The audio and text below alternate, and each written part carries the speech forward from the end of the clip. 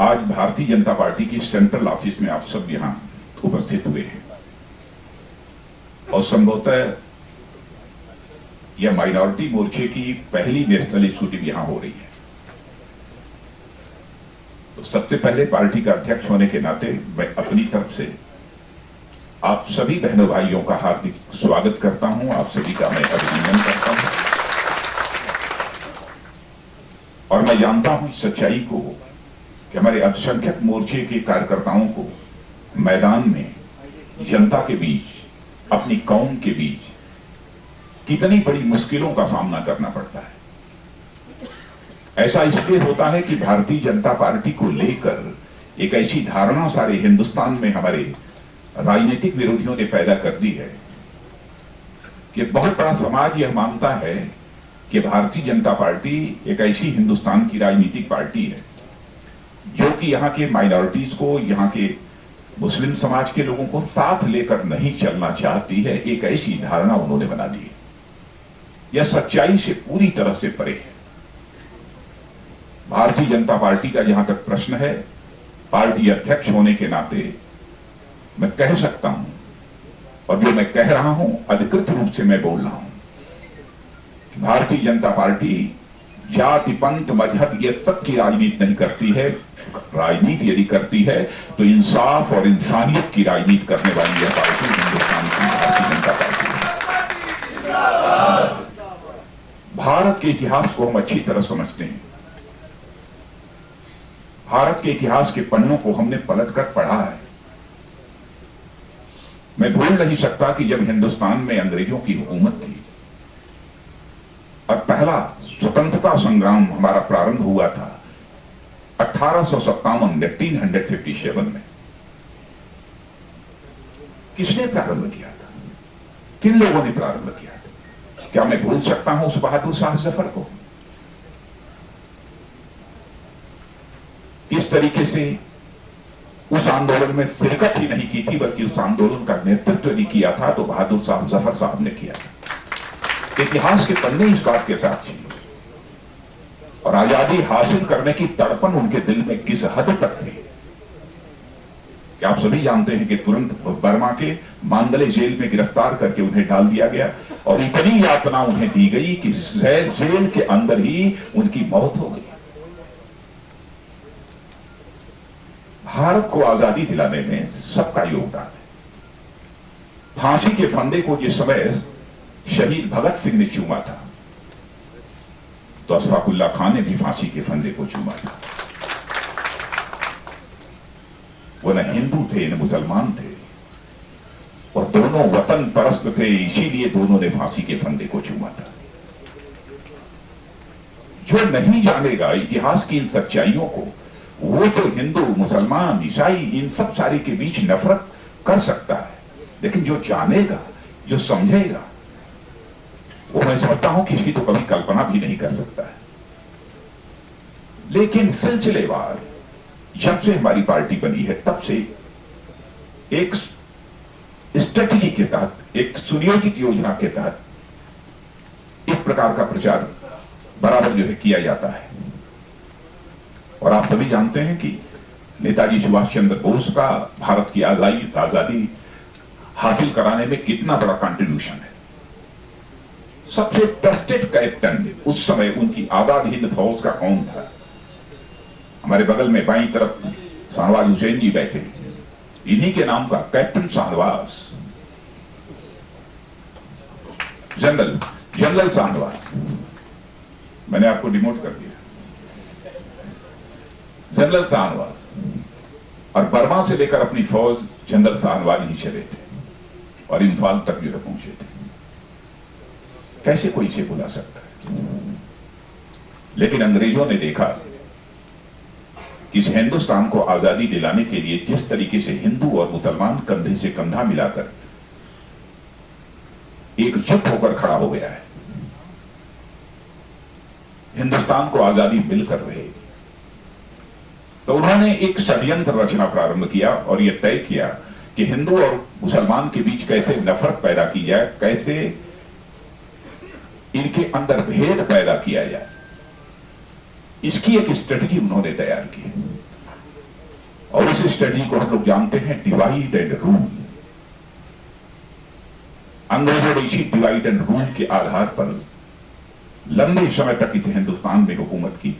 एक दूसरों के दिलों में वह नफरत की आग पैदा करने में काफी हद तक उस समय भी कामयाब हुए थे। कुछ लोग ऐसे थे, लेकिन फिर भी बहुत बड़ी जमात ऐसी थी जो कि अंग्रेजों के डिवाइड एंड रूल की पॉलिसी को समझती थी और उनके षड्यंत्र का वो शिकार नहीं बन पाए। हुआ क्या, भारत जो इतना विशाल भारत था, दो टुकड़ों में बट गया। एक बन गया हिंदुस्तान और एक बन गया पाकिस्तान। क्या मैं इस सच्चाई को नहीं जानता? हिंदुस्तान की बहुत बड़ी जमात चाहती थी कि हम जहां रहते हैं वहीं पर रहने का हमारा हक यह कायम रहना चाहिए।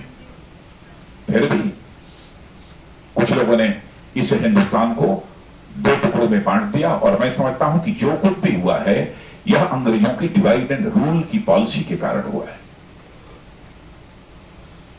और आजादी हासिल होने के बाद, यानी भारत के डिवीजन के बाद, मैं कह सकता हूं कि अंग्रेजों की किसी पॉलिसी को कांग्रेस ने भले ही एडॉप्ट किया हो, लेकिन किसी एक पॉलिसी को कांग्रेस ने एडॉप्ट किया है आजादी हासिल होने के बाद, तो केवल डिवाइड एंड रूल की पॉलिसी को एडॉप्ट किया है। हिंदुस्तान के हमारे सभी जितने भी हमारे माइनॉरिटी से जुड़े हुए लोग हैं, उन सारे लोगों को इस हकीकत को समझना चाहिए। क्या हम अंग्रेजों की उसी पॉलिसी पर आज भी हम देश को ले जाना चाहते हैं? कल मैं जम्मू और कश्मीर में था, बड़ी संख्या में श्रीनगर से हमारे मुस्लिम भाई भी जम्मू और कश्मीर के कार्यक्रम में आए थे। मैं तो कहूंगा कि टेलीफोन के माध्यम से उनके नाम का पता लगा लीजिए।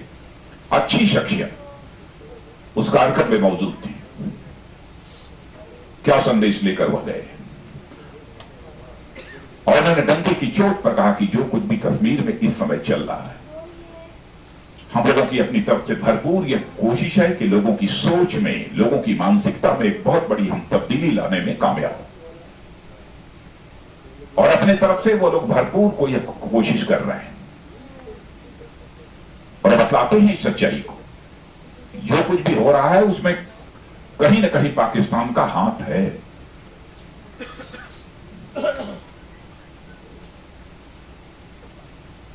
तो कांग्रेस की इस कॉन्स्पिरेसी को, कांग्रेस के इस षड्यंत्र को मैं समझता हूं कि हम सब लोगों को समझने की आवश्यकता है। आज हमारी पार्टी के बारे में देखिए, जैसे ज्यादा दूर नहीं जाना चाहूंगा, हमारे बगल में दाहिने और बाएं दो शख्सियत बैठी हैं। हमारे जनाब आरिफ बेग साहब, कितना सम्मान इनका पार्टी में रहा है। मैंने उस समय जबकि भारतीय जनता पार्टी को कम्युनल पॉलिटिकल पार्टी कहा जाता था, उस समय भी यह सरकार बनी थी, तो उसमें भी एक मिनिस्टर की हैसियत से आपने जो है केंद्र सरकार में अपनी भूमिका निकाली। यहां पर हमारे मुख्तार अब्बास नकवी साहब, शाहनवाज हुसैन, क्या आज हमारी पार्टी में इनका इंपॉर्टेंस कम है? आज हम कैंडिडेट्स का भी जो सिलेक्शन करते हैं तो उसमें जनाब शाहनवाज हुसैन बैठते हैं। आज पार्टी को चुनाव कैसे लड़ाना, क्या करना, सारी स्ट्रेटजी यदि बनती है तो हमारे मुख्तार अब्बास नकवी साहब बैठते हैं और मैं सब कह सकता हूं कि एक इंपॉर्टेंट रोल प्ले करने का काम करते हैं। यदि नफरत होती है तो मैं समझता हूं कि इतनी अहमियत शायद इन लोगों को न मिल पाती है। इनकी उम्र बामुश्किल 52 साल की होगी, इनकी बामुश्किल 44 साल या 45 साल की होगी। सही है? सही, इन्होंने कहा सही बदला दिया।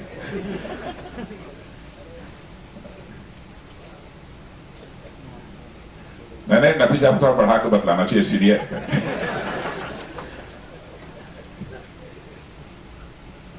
इनकी अहमियत है कि नहीं? अच्छा, दूसरी बात, हम लोगों ने 6 वर्षों तक इस आजाद भारत में हुकूमत चलाई है। श्रद्धेय अटल बिहारी वाजपेयी जी भारत के प्रधानमंत्री थे। मैं आपसे पूछना चाहता हूं, क्या उस समय इंसान और इंसान के बीच नफरत पैदा करने की कोई हरकत उस हुकूमत के द्वारा हुई थी? क्या हमने किसी प्रकार का डिस्क्रिमिनेशन सेक्ट अथवा रिलीजन के बेसिस पर कोई किया था? दूसरी चीज, आज हमारी जिन जिन राज्यों में हुकूमत है, मध्य प्रदेश के लोग भी यहां पर मौजूद होंगे। क्या मध्य प्रदेश में हिंदू और मुसलमान के नाम पर डिस्क्रिमिनेशन होता है?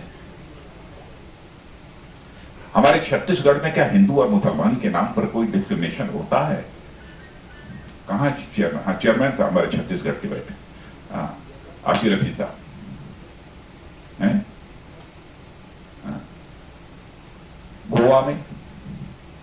गोवा में हमारी कैबिनेट बीजेपी की गवर्नमेंट है, 6 माइनॉरिटी के लोग वहां पर मिनिस्टर है। कारगिल में भी हम लोगों ने अपने प्रत्याशियों को खड़ा किया था, 12 के 12 हमारे कैंडिडेट्स वहां पर मुस्लिम कम्युनिटी के थे। मिले तो लोग, हम नजदीक लाने की कोशिश कर रहे हैं। मैं तो ऊपर वाले से यही बराबर निवेदन करता हूं कि इस जो भी हमारा प्रयत्न है इसमें हम सबको कामयाबी हासिल हो, क्योंकि हम इस सच्चाई को जानते हैं कि हिंदुस्तान को यदि एक हम सशक्त हिंदुस्तान बनाना चाहते हैं और ऐसा हिंदुस्तान बनाना चाहते हैं जो पूरे विश्व का नेतृत्व कर सके, तो केवल एक कौम दो कौम को लेकर इसे हिंदुस्तान को विश्व का नेतृत्व करने वाला हिंदुस्तान नहीं बनाया जा सकता।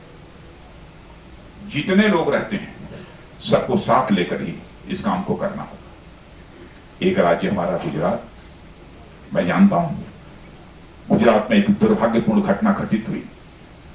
कौन नहीं मानता दुर्भाग्यपूर्ण? गुजरात के हमारे मुख्यमंत्री नरेंद्र भाई को ऐसा लांछित करने की कोशिश की गई जैसे लगा कि रायट जो भी वहां पर दंगा हुआ है वो वहां के मुख्यमंत्री ने कराया है। कभी हमारी अकेले भी नरेंद्र भाई से बात होती है तो मैं देखता हूं, उनको चेहरे को पढ़ने की मैं कोशिश करता हूं कि वो व्यक्ति कितना दुखी होता है, कितने वेदना, क्या हो गया है लोगों को। क्या इसे ही राजनीति कहते हैं? आज जाइए वहां के मुस्लिम से, जो भी इस्लाम को मानने वाले लोग हैं, उनसे पूछिए कि वहां किसी प्रकार का कोई डिस्क्रिमिनेशन उनके साथ हो। आज हमारे गुजरात के मुख्यमंत्री नरेंद्र भाई कर रहे हैं, लेकिन वही चाहे जैसे भी हो, कैसे नफरत की बीज हिंदू और मुसलमान के बीच में पैदा की जा सके, यह बराबर कांग्रेस ने कोशिश की है। अन्य भी बहुत सारी पॉलिटिकल पार्टीज हैं जो कि यह कोशिश करती हैं। और बहनों भाइयों, मैं तो कॉन्फिडेंस के साथ कह सकता हूं कि इसे हिंदुस्तान में की 66 वर्षों की आजादी में लंबे समय तक हुकूमत किसी एक पार्टी ने किया है तो वो कांग्रेस ने किया है। लगभग 53-54 वर्षों तक अखंड हुकूमत यदि किसी ने की है तो कांग्रेस ने की है। क्या कांग्रेस की यह जिम्मेदारी नहीं बनती थी के बाद जो भी हिंदू मुसलमान यहां रह गए हैं उनके बीच परस्पर भाईचारे का रिश्ता बढ़ाने में वो कामयाबी हासिल करें? 54 वर्षों तक हुकूमत करने के बावजूद भी इनके द्वारा ऐसा कोई एफर्ट नहीं हुआ। पहले तो जो भारतीय जनता पार्टी थी उसका कोई पॉलिटिकल सिग्निफिकेंस उतना नहीं था जितना कि आज भारतीय जनता पार्टी का पॉलिटिकल सिग्निफिकेंस है। कौन पॉलिटिकल पार्टी इसके लिए जिम्मेदार है? आप भी सच्चाई को अच्छी तरह समझते हैं। मैं भी उत्तर प्रदेश का मुख्यमंत्री रहा हूं और मैं तो कहूंगा, मेरे सामने भी वो न कहे तो मैं चला जाऊं तो जो सच्चाई हो वो बतला दें। मैं भी वहां मुख्यमंत्री रहा हूं। यदि मैंने संस्कृत के अध्यापकों की पंचायत बुलाई थी हजारों की संख्या में, तो हजारों की संख्या में मैंने मदरसे के और उर्दू के अध्यापकों की पंचायत ऐसे मुख्यमंत्री आवास में लगे बुलाई। यदि हमारे उत्तर प्रदेश के यहां पर हमारे तमीर साहब हैं, जानते हैं अच्छी तरह, ये हमारे ये रिजी साहब यहां पर बैठे हैं, गरुल हसन रिजवी, ये भी जानते हैं, अन्य भी जो लोग बैठे होंगे। कहां से यह बात आ जाती है? और मैं कहता हूं कि कहीं यदि कोई बात है तो मिल बैठकर यदि कोई कंफ्यूजन है तो हम उसका समाधान ढूंढ सकते हैं। यहां मिल बैठकर बैठने की कोई गुंजाइश न हो, वहां तो कुछ गड़बड़ी हो सकती है। यहां क्यों होनी चाहिए? यदि हमने मदद की अन्य सेक्ट अथवा अन्य रिलीजन के लोगों की, तो मैंने मदद की वहां के मुस्लिम समुदाय के लोगों की। मैं कहता हूं कि आज जाकर आप कानपुर में पता लगा लीजिए, हमारे समय भी एक दंगा हुआ था,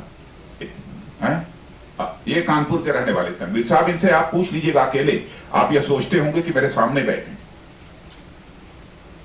वहां के लोग हमसे रात को मिलने के लिए आए थे। अच्छा आप भी साथ में रात को? अच्छा एमएलसी थे उस समय, एमएलसी थे तनवीर साहब। जाकर जो लोग भी आए थे, मुस्लिम पर्सनल लॉ बोर्ड के लोग भी थे उसमें, ठीक? रात को जान, हाँ कौन, बाबरी एक्शन कमेटी के थे, मुस्लिम पर्सनल लॉ बोर्ड के लोग थे, सारे लोग मौजूद थे। उसमें कुछ बुजुर्ग थे 60-70। जब जाने लगे वापस, जब जाने लगे लोग, तो मुझे लगा कि अब 11 साढ़े 11 बज गए, अब जाएंगे वहां। तो ये सारे बुजुर्गों को जिनकी 75 साल 80 साल 82 साल की उम्र है, क्या गुजरेगी इनके ऊपर। जो ही वो लोग थोड़ा बाहर 2 कदम निकले होंगे, तो तुरंत मैंने अपने किसी सेक्रेटरी को, तो किसी अधिकारी को भेजा। मैंने कहा नहीं, सबको वापस बुला लाइए।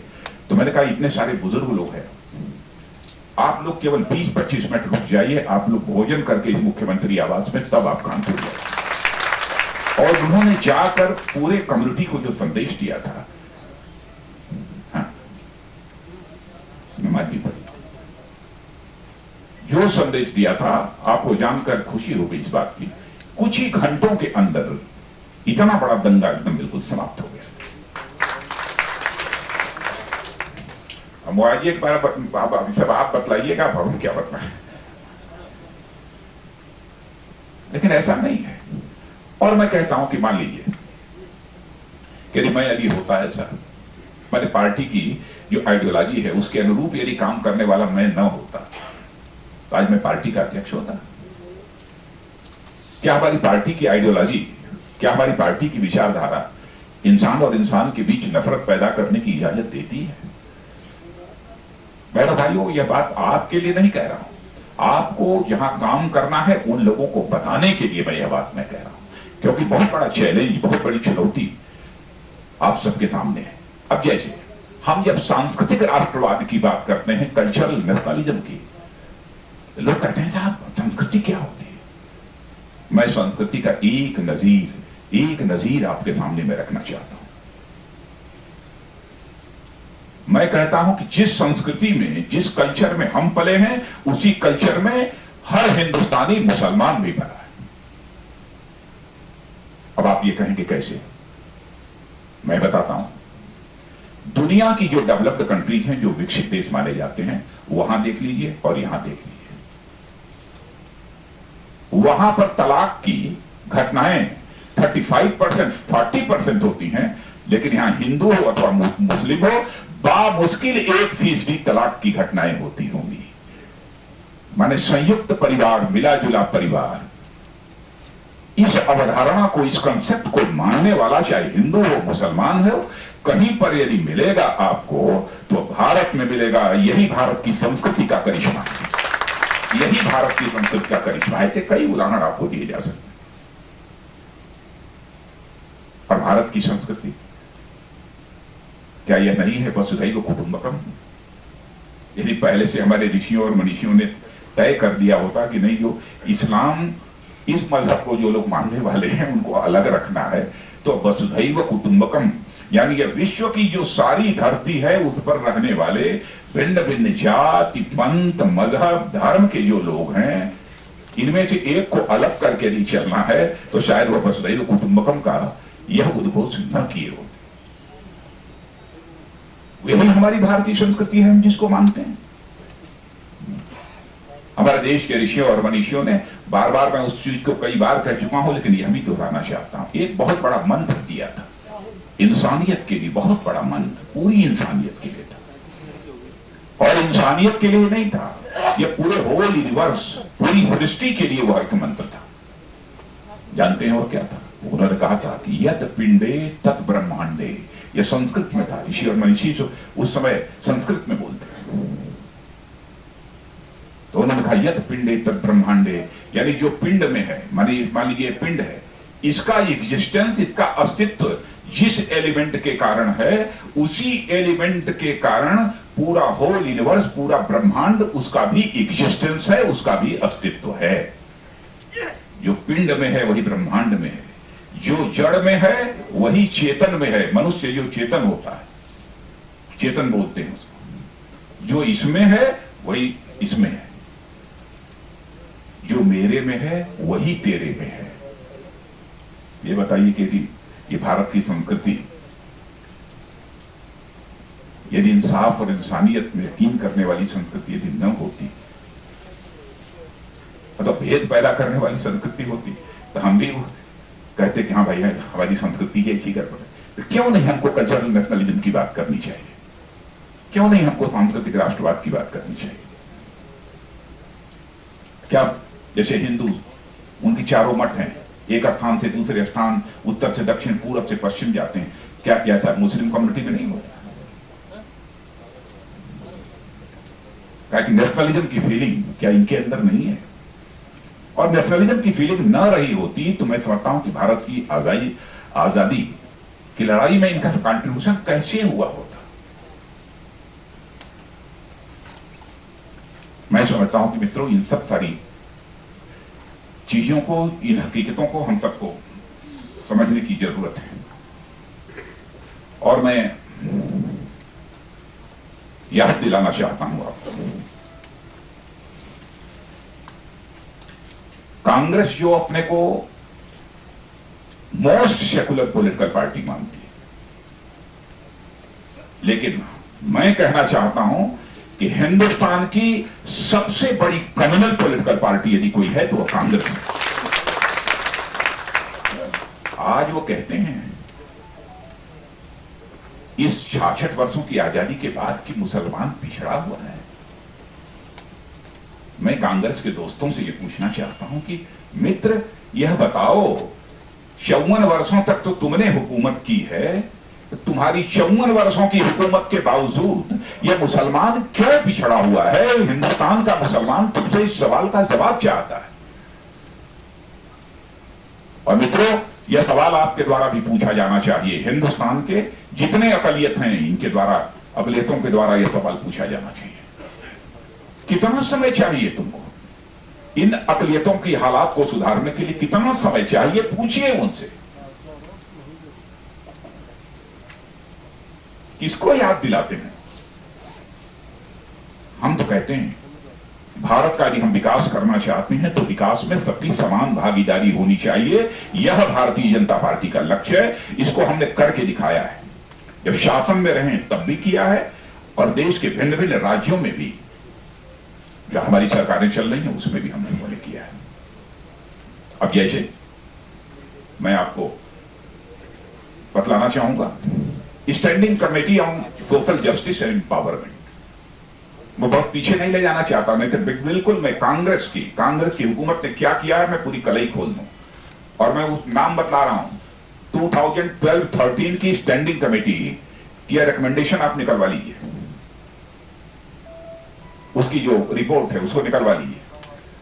उसमें टोटल बजटरी एलोकेशन जो माइनॉरिटीज के लिए था वो लगभग 3,135 करोड़ का था। लेकिन जानते हैं कांग्रेस की मिनिस्ट्री ने उसमें से कितना यूटिलाइज किया है? जितना खर्च किया है माइनॉरिटीज के डेवलपमेंट की, जो कांग्रेस माइनॉरिटी डेवलपमेंट की बात करती है उसकी मैं चर्चा करना चाहता हूं, खर्च किया है 2,165 करोड़, यानी 1/3 पैसा, लगभग 969 करोड़ खर्च ही नहीं किया बल्कि उसे सरेंडर कर दिया। आप इनसे यह उम्मीद करते हैं कि आपका डेवलपमेंट करेंगे? और मैं ये कहूंगा कि आज जो कुछ भी मैं बोल रहा हूं, यह संदेश सारे देश पे हर व्यक्ति तक जाना चाहिए कि हकीकत क्या है। और मैं यह भी आपको दिलाऊंगी, अच्छा बाद में देखिए चालाकी क्या किया, वोट पाने के लिए कैसे ये स्ट्रेटजी बनाती है, कैसे रणनीति बनाती है, यह भी आपके ध्यान में लाना चाहता हूं। बाद में क्या किया, बाद में कहीं ये हमारे शाहनवाज हुसैन, मुख्तार अब्बास नकवी कहीं चीज को पकड़ न ले, डर रहे थे। डरने के लिए तब उन्होंने क्या किया, बाद में धीरे से बजटरी एलोकेशन 2,200 कर दिया घटा के। अच्छा जितना खर्च किया था उससे कम कर दिया, संशोधन किया है। ये सब सारे प्रमाण हैं। मैंने आपकी आंखों में धूल झोंकने के लिए कर दिया। बजटरी एलोकेशन उसको 2200 रुपीज कर दिया,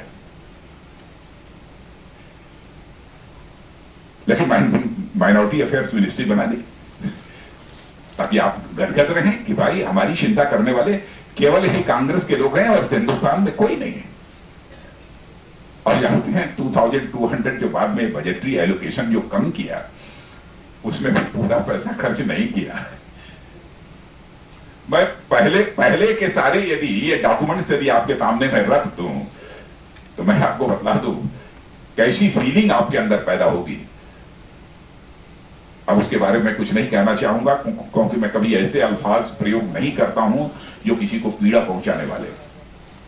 मुझे याद नहीं है कि अपनी पॉलिटिकल लाइफ में कभी ऐसे अल्फाजों का मैंने प्रयोग किया हो, नहीं कहना चाहिए। और एक गवर्नमेंट, कांग्रेस ने यूपीए गवर्नमेंट ने एक स्कीम चलाई थी। योजनाएं जब बनती हैं अखबारों में छपती हैं तो हमारे एकदम बिल्कुल मुस्लिम कम्युनिटी के लोग बिल्कुल बाग बाग हो जाते हैं। जैसे 5 योजनाएं इस गवर्नमेंट ने बनाई थी। एक तो बनाई थी interest subsidy on education for overseas study, माने माइनॉरिटीज के जो बच्चे विदेशों में पढ़ने के लिए जाएंगे तो उन्हें जो लोन दिया जाएगा, कर्ज दिया जाएगा, तो उस पर ब्याज में, सूद में सब्सिडी दी जाएगी। यह सब बिल्कुल इस दूसरा मैं सब बतलाने के बाद तब मैं चर्चा करूंगा। दूसरी चीज, जो पॉपुलेशन डिक्लाइन हो रहा है तेजी के साथ, आप स्मॉल माइनॉरिटी कम्युनिटी, मैंने उनके लिए है, ये आपके लिए नहीं है, स्मॉल माइनॉरिटीज कम्युनिटीज के लिए है, उसके लिए उन्होंने व्यवस्था की थी, एक स्कीम बनाई थी। अच्छा, strengthening of state Waqf board, Waqf board को कैसे मजबूत बनाया जाए इसके लिए एक स्कीम इन लोगों ने तैयार की थी। चौथा किया था support for studies clearing prelims. हाँ, ये union public service commission, state service commission, PCS provincial service commission, जो सर्विस कमीशन पीएससी, इन सब सारे में जो पार्टिसिपेट करने वाले होंगे, जो भाग लेने वाले जो माइनॉरिटीज के बच्चे होंगे, तो उन्हें कुछ फाइनेंशियल सपोर्ट प्रोवाइड करेगी यह गवर्नमेंट। ये स्कीम तैयार हुई थी। स्किल डेवलपमेंट इनिशिएटिव्स ये प्रारंभ की गई थी, बट वो सारी development could not be initiated, वो प्रारंभ ही नहीं। कब? ड्यूरिंग 2012-13 ये हालत है। माने सारी एकदम बिल्कुल नॉन स्टार्टर, सारी स्कीम नॉन स्टार्टर रही। माने ये जैसे लगा कि कुछ हुआ ही नहीं। यह तो है कांग्रेस की हालत। Most secular political party of Hindustan, Congress की हालत यह है, इसको आप समझिए, जो कि रोना रोते हैं। अब मैं आता हूं नेशनल सैंपल सर्वे ऑर्गेनाइजेशन की एक रिपोर्ट, उसकी भी मैं आपको जानकारी देना चाहता हूं। नेशनल सैंपल सर्वे ऑर्गेनाइजेशन ने कहा है रूरल और अर्बन एरियाज, यानी ग्रामीण क्षेत्र और शहरी क्षेत्र, इनमें जो ऑर्गेनाइज्ड वर्कफोर्स, यानी जिनको की परमानेंट रोजी रोटी मिली हुई है, ऐसे लोग की भागीदारी अन्य सभी लोगों से कम है, अन्य रिलीजियस ग्रुप से कम है। तो मैं पूछना चाहता हूं क्यों है? अच्छा, मान लिया कि आप भूल गए, आपने इसके पहले नहीं किया यहां की माइनॉरिटीज के लिए कुछ, लेकिन फिर से 9.5 वर्षों में तो आप कर सकते थे। यदि अटल बिहारी वाजपेयी 6 वर्षों में इतना काम कर सकते थे, तो मैं प्रधानमंत्री जी और सोनिया जी आपसे मैं पूछना चाहता हूं, क्या 9.5 वर्षों में भी आप नहीं कर सकते? क्यों नहीं किया? क्या बीजेपी ने आपको रोका था कि मत करिए? अब मैं आता हूं श्री अटल बिहारी वाजपेयी जी, एनडीए बीजेपी की सरकार का सुन लीजिए, एनडीए की सरकार, बीजेपी लेड एनडीए, बदला दिया। एक अटल जी आए तो उन्होंने एक नेशनल माइनॉरिटी डेवलपमेंट कारपोरेशन बनाया था। तो आप जानते हैं 250 करोड़ रुपए का सपोर्ट, एक एक पाई खर्च हुआ था। और जानते हैं उससे लाभ कितने लोगों को मिला था? एक अस्थाई इनकम, परमानेंट इनकम, उनकी संख्या है लगभग 64,273। यह माइनॉरिटीज के लोग, इनसे पूछिए कि इन्होंने क्या किया है। और दूसरी चीज, एक Muslim women for training in skill development, इसके बारे में पता लगा लिए। यह भी स्कीम हम लोगों ने चलाई थी, सफलतापूर्वक चलाई थी। एजुकेशनल प्रोग्राम्स भी बहुत सारे चलाए थे। और दूसरी चीज, लैंग्वेज की बात करते हैं, संस्कृत, हिंदी, उर्दू, लैंग्वेज को लेकर भी तरह तरह की चर्चाएं की जाती हैं। बीजेपी नहीं करती है दोस्तों, बीजेपी नहीं करती है, ये कांग्रेस करती है, कराती है। नफरत पैदा ये करते हैं, हम लोग नहीं करते। इंसाइक्लोपीडिया 32 डिफरेंट सब्जेक्ट्स की, जिसकी कि 3 वॉल्यूम्स यदि पहली बार उर्दू में तैयार हुई है तो वह बीजेपी नेतृत्व की एनडीए सरकार में तैयार हुई है, कांग्रेस की सरकार में नहीं तैयार। और सेंट्रल असिस्टेंस यानी आर्थिक सहायता केंद्र के द्वारा वक्फ बोर्ड को, इसका भी आप डाटा निकलवा लीजिएगा। मैं बहुत सारा वो डाटा यहां प्रस्तुत नहीं करना चाहता हूं। हाँ। आजकल कितने बजे आते हैं? आजकल हाजी कितने बजे आते हैं? हाँ? 1,80,000। हम लोग उस समय कितने बजे आते थे?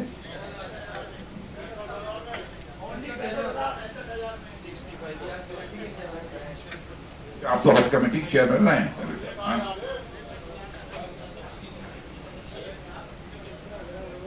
अब होता है 1,75,000। अब उस समय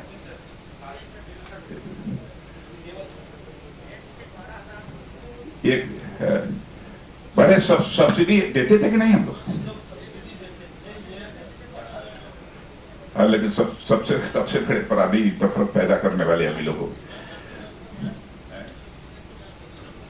टिकट में भी बढ़ा दिया। तो मेरे भाइयों, ये कोई ये सोचे कि हम लुभाने के लिए कोई बात कर रहे हैं, हम लुभाने के लिए नहीं। हम राजनीति करेंगे तो इंसाफ के साथ राजनीति करेंगे, किसी की आंखों में धूल झोंक कर राजनीति नहीं करेंगे। राजनीति करेंगे तो आपकी आंखों में आंख डालकर हम राजनीति करेंगे। हम आपकी आंखों में धूल झोंक कर राजनीति नहीं करेंगे, लेकिन तर्क करिए ना, बैठिए ना, बातचीत करिए ना। जहां अपनी गलती होगी हम सुधार लेंगे। नफरत यह वर्ड ही, यह शब्द ही हमारी जेहन में कभी नहीं आ सकता।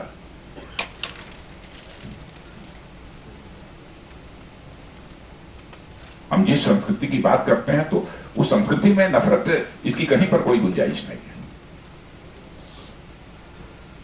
इसीलिए मैं कहना चाहता हूं कि बहुत बड़ी चुनौती आप लोगों के सामने है। और हिंदुस्तान का माहौल इस समय का कैसा है, यह देश कितने गंभीर संकट के दौर से गुजर रहा है, यह आपको सभी को जानकारी है। एक समय वह था कि अमेरिकन इकोनॉमी लुढ़क रही थी और हम जो है खड़े हो रहे थे। और आज क्या हो रहा है?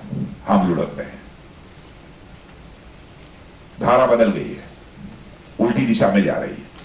रुपया हमारा कमजोर होता जा रहा है डॉलर के मुकाबले। कहां तक जाएगा कुछ कहा नहीं जा सकता। Fiscal deficit, current account deficit नियंत्रण के बाहर हो चुकी है। अभी क्या, अभी आप देखिए जो सीरिया वगैरह में जो कुछ भी यह हो रहा है, आप देखिएगा उसके बाद क्या होती है। ऑयल, तेल जो हम इंपोर्ट करते हैं, और इतना ही नहीं, डॉलर के मुकाबले रुपए की कीमत गिरने के कारण ऑयल सब्सिडी जो हम लोग देते थे वो बढ़ाकर हमको देना पड़ेगा।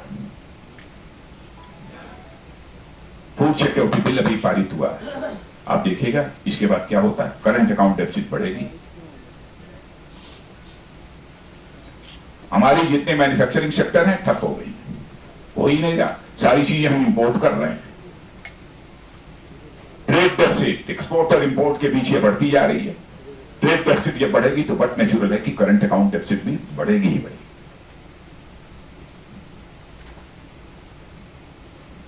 देश के समक्ष गंभीर संकट है। आज तो मैं आह्वान करना चाहता हूं इस माइनॉरिटी मोर्चे के नेशनल एग्जीक्यूटिव के कार्यक्रम के माध्यम से हिंदुस्तान के सभी माइनॉरिटी बहनों भाइयों का, आइए हम सभी लोग केवल कंधे से कंधा मिलाकर नहीं, दिल से दिल मिलाकर भारत को एक मजबूत भारत बनाए, एक सशक्त भारत बनाए। और मैं शुभकामनाएं देना चाहता हूं अपने रशीद साहब को, जो हमारे माइनॉरिटी मोर्चे के अध्यक्ष हैं। मैं कह सकता हूं बहुत ही सुलझे हुए इंसान है।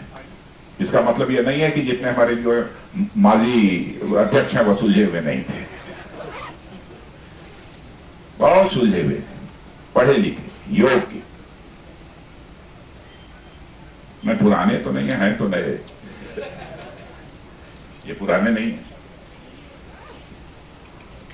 पर मुझे पूरा विश्वास है कि आगे बढ़ने की हम कोशिश करें, कदम दो कदम, इंच दो इंच जो भी हम बढ़ेंगे, मैं समझता हूं कामयाबी हासिल होगी।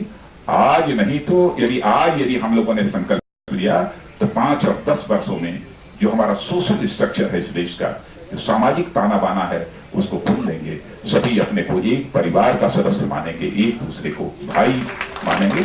तो ये इस कन्विक्शन के साथ मुझे लगता है कि जनता के बीच हम सबको जाने की जरूरत है। इन्हीं शब्दों के साथ मैं पुनः एक बार आप सभी का अपनी तरफ से स्वागत कर, क्या खैर मकदम बोलते हैं, खैर मकदम मैं करता हूं। बहुत बहुत धन्यवाद।